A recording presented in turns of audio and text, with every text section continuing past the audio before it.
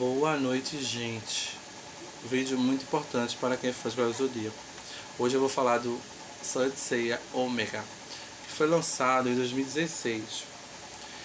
Saint Seiya Omega, para muitos uma versão de Cavaleiro do Zodíaco muito infantil, para outros uma versão super engajada, super legal. O que acontece? Em Saint Seiya Omega a gente descobre a história de Koga. A gente vê a história de Koga, que é o sucessor de Seiya de Pegasus. Ele é o sucessor de Seiya. Então ele é que veste a armadura de Pegasus dos tempos atuais. Porque para quem não sabe, Saint Seiya, o clássico, se passa no século XX.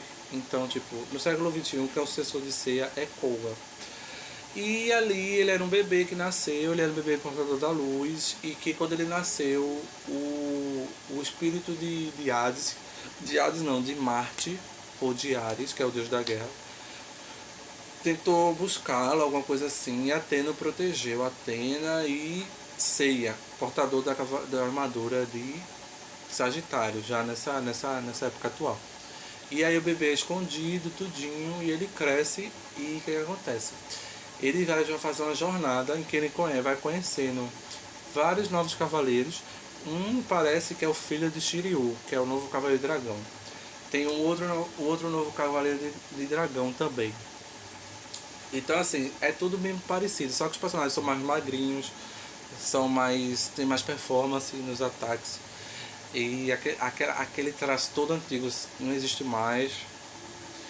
Mas o que acontece? Em Saint Seiya Omega existe uma diferença muito grande, porque na história tem toda essa skin de jogos de MMORPG, de RPG, porque cada personagem, de acordo com sua armadura, do seu elemento, ele tem um elemento. Por exemplo, Seiya é luz, o filho de Shiryu é da água, o cavaleiro de leão é do fogo, tem também o cavaleiro de lobo,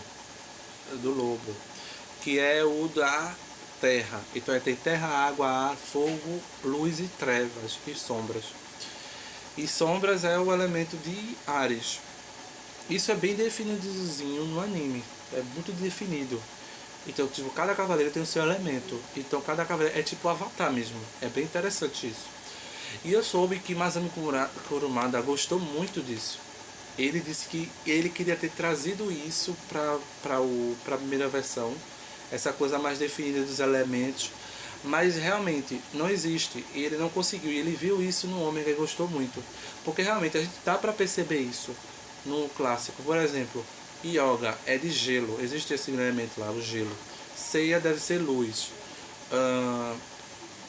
Shun é o vento, Shiryu a água, Ikki é o fogo. Mas o que acontece? Não existe essa diferenciação, não existe nenhum diálogo citando coisas do tipo. A gente percebe através dos ataques e tal. E outra coisa, tem muita pancadaria na primeira versão. Muito sangue, muita pancadaria, muita filosofia, muito diálogo emocional. E não tem esse lado mais de elemental. Essa coisa mesmo, um avatar, essa coisa assim. E no Ômega tá muito bem definido isso, muito bem detalhado. Tem até a academia de treinamento que eles vão lá. Então cada cavaleiro que tem seu elemento é treinado de uma forma a se desenvolver com base no seu elemento. Então isso é muito interessante até na história. O que eu não gostei em Ômega, o anime acaba quando a Arya morre. Eu não sei por que essa menina morreu, porque assim, na minha cabeça ela era a sucessora de Atena.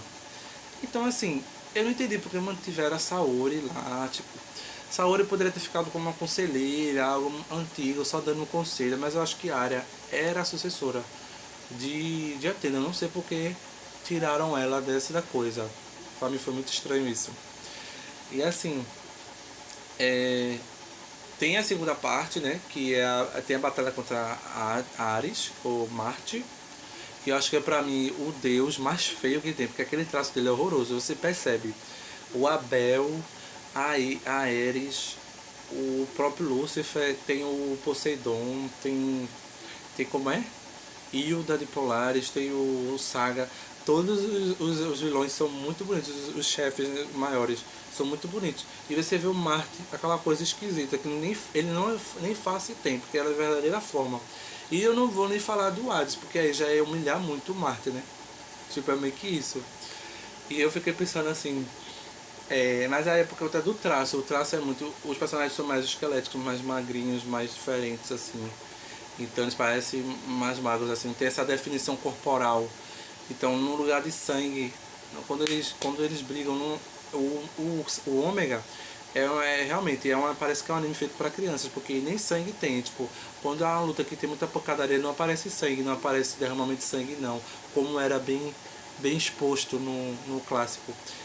Quando é sangue aparece outra coisa, uma coisa verde, uma coisa assim. Então ele é bem voltado assim para essa diminuição dessas cenas de violência. Então o foco dele é essas batalhas e a questão da definição dos elementos de cada cavaleiro.